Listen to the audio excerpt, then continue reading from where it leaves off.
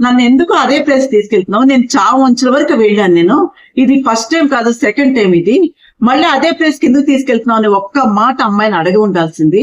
అదేమన్నా పుణ్యక్షేత్రమా పదే పదే వెళ్ళడానికి అని నిలదీసి ఉంటే ఈ రోజు అబ్బాయికి చావు తప్పేదేమో. కేతన్ కి ఎంగేజ్మెంట్ అయిన తర్వాత వీళ్ళందరూ కలిసి సరదాగా బాలి వెళ్దామని ప్లాన్ చేశారు. ఎవరెవరు? కేతన్ వాళ్ళ సిస్టర్, తర్వాత సియా వాళ్ళ బ్రదర్ సిస్టర్, ఈ అందరూ కలిసి, ఈ 5 కలిసి బాలి వెళ్దామని ప్లాన్ చేసి మొత్తం టికెట్స్ కూడా బుక్ చేసుకున్నారు. బుక్ చేసుకున్నాక ప్రయాణం టైం దగ్గరికి వచ్చింది. అందరూ ఎయిర్పోర్ట్ కి వచ్చారు. వచ్చిన తర్వాత ఈ సియా ఏం చేసింది, నాకు బాత్రూమ్కి వస్తుందని వెళ్ళింది.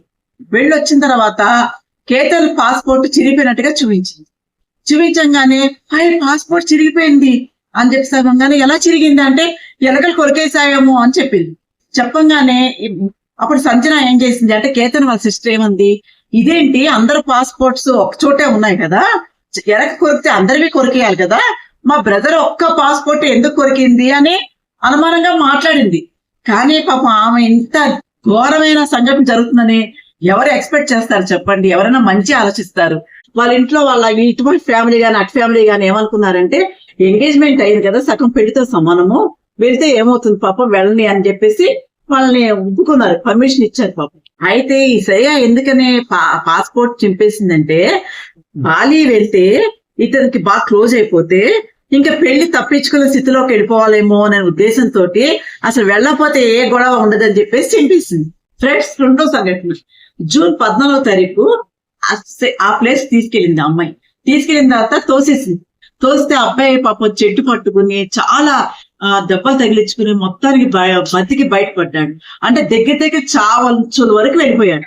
వెళ్ళిపోయిన తర్వాత అసలు ఆ అబ్బాయికి ఆ ఫియర్ గాని, ఆ భయం గాని, ఆ ఫేస్ లో దెబ్బలు గాని అవన్నీ ఏం చేశాడంటే కుటుంబ సభ్యులతో చర్చించి భావమని ఏడ్చేశాడు. ఏడ్చిన తర్వాత కూడా ఇది జరిగిన 3వ రోజు ఈ అమ్మాయి మళ్ళీ అదే ప్లేస్ ప్లాన్ చేసినప్పుడు ఈ అబ్బాయి ఒక చిన్న పొరపాటు అక్కడే చేశాడండి. నన్ను ఎందుకు అదే ప్లేస్ తీసుకెళ్తున్నావు? నేను చావు అంచుల వరకు వెళ్ళాను. నేను ఇది ఫస్ట్ టైం కాదు, సెకండ్ టైం ఇది. మళ్ళీ అదే ప్లేస్ కి ఎందుకు తీసుకెళ్తున్నావు అని ఒక్క మాట అమ్మాయిని అడగి ఉండాల్సింది. నెక్స్ట్ అసలు ఎందుకు నన్ను అదే ప్లేస్ కి ఎందుకు తీసుకెళ్తుందని ఒక్కసారి ఆలోచించాల్సింది. అయితే పాము వచ్చింది అందుకే నేను తోస్తానని చెప్పింది. మళ్ళీ సెకండ్ టైం కూడా పాము వచ్చి తోస్తానంటే అది కాదు కదా. ఈ అబ్బాయి అసలు ఆ ప్లేస్ కి మనం వెళ్ళొద్దు, ఇప్పటికి నేను చావు అంచుల వరకు వెళ్ళాను, మళ్ళీ నన్ను అదే ప్లేస్ కి ఎందుకు తీసుకెళ్తున్నావు? అదేమన్నా పుణ్యక్షేత్రమా పదే పదే వెళ్ళడానికి అని నిలదీసి ఉంటే ఈ రోజు అబ్బాయికి చావు తప్పేదేమో. నేనైతే ఇలా అనుకుంటున్నానండి. మరి మీరేమనుకుంటున్నారు? తప్పకుండా నా కామెంట్ సెక్షన్ లో పెట్టండి. ఇలాగే లేటెస్ట్ అప్డేట్స్ కోసం నా ఛానల్ ని తప్పకుండా మీరు ఫాలో అవ్వండి.